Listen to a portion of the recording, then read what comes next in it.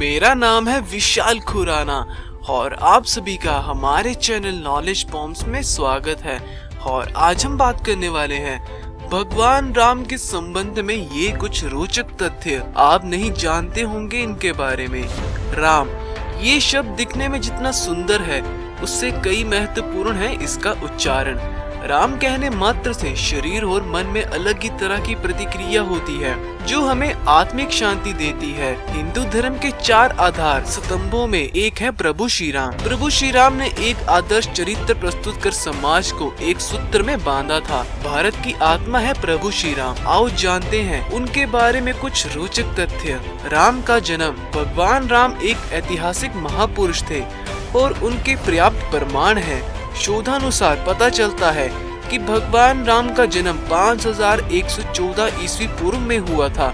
चित्र मास की नवमी को राम नवमी के रूप में मनाया जाता है। राम पर लिखे ग्रंथ। प्रभु श्री राम पर वैसे तो कई ग्रंथ लिखे गए हैं, लेकिन वाल्मीकि कृत रामायण ही प्राथमिक ग्रंथ माना जाता है। ये मूल संस्कृत में लिखा गया ग्रंथ है।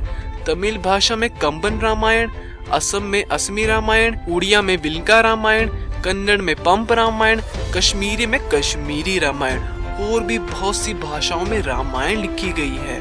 गौतम बुद्ध के पूर्वज राम। वैष्णव मनु के 10 पुत्र थे। उनमें से एक इक्ष्वाकु के कुल में रघु हुए, रघु के कुल में राम हुए, राम के पुत्र कुश हुए, कुश की 50वीं पीढ़ी में शल्य हुए जो महाभारत के काल में कौरवों की ओर से लड़े थे। वनवासी और आदिवासियों के पूजनीय प्रभु। भगवान राम को 14 वर्ष का वनवास हुआ था। उनमें से 12 वर्ष उन्होंने जंगल में रहकर ही काटे। 12वें वर्ष की समाप्ति के दौरान सीता का हरण हो गया, तो बाद के 2 वर्ष उन्होंने सीता को ढूंढने, वानर सेना का गठन करने और रावण से युद्ध करने में गुजारे।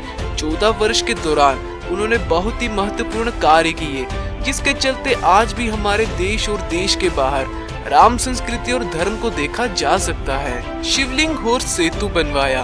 12 वर्ष के वनवास में से अंतिम 2 वर्ष प्रभु श्री राम दंडकारण्य के वन से निकलकर सीता माता की खोज में देश के अन्य जंगलों में भ्रमण करने लगे और वहां उनका सामना देश के अन्य कई जातियों और वनवासियों से हुआ। उन्होंने कई जातियों को इकट्ठा करके एक सेना का गठन किया और वो लंका की ओर चल पड़े।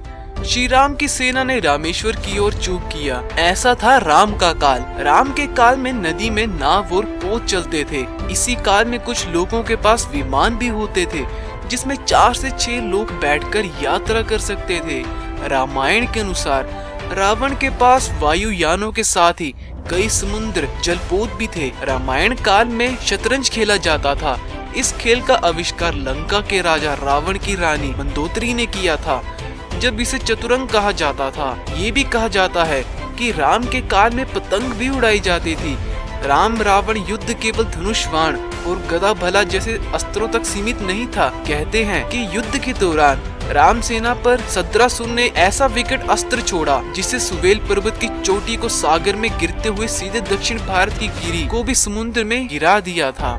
इसी तरह उस काल में दूरबीन भी होता था। राम को अग्निवेश के एक विशिष्ट कांच दिया था जो दूरबीन था। इसी दूरबीन से राम ने लंका के द्वार पर लगे दारूपंच अस्त्र को देखा और पक्षेपास्त्र छोड़कर नष्ट कर दिया था। रामायण काल के ये लोग आज भी जिंदा हैं। आपको ये जानकर आश्चर्य होगा कि रामायण काल के 3 लोग आज भी जिंदा है। इनका नाम है हनुमान, जामवंत और विभीषण। इनके काल के पूर्व के 2 लोग भी आज तक जिंदा है। उनके नाम है विरोचन पुत्र महाबली और जमदग्नि के पुत्र परशुराम। तो बस गाइस, आज का वीडियो हमारा यहीं तक था। अगर आप यहाँ तक वीडियो देख रहे हो, आपको श्योर वीडियो पसंद आई होगी, तो यार हमारी वीडियो को लाइक करें, कमेंट करें और शेयर करें। और अगर बाई चांस कोई हमारे चैनल पे न्यू हो तो चैनल को सब्सक्राइब करके बेल आइकन दबाएं।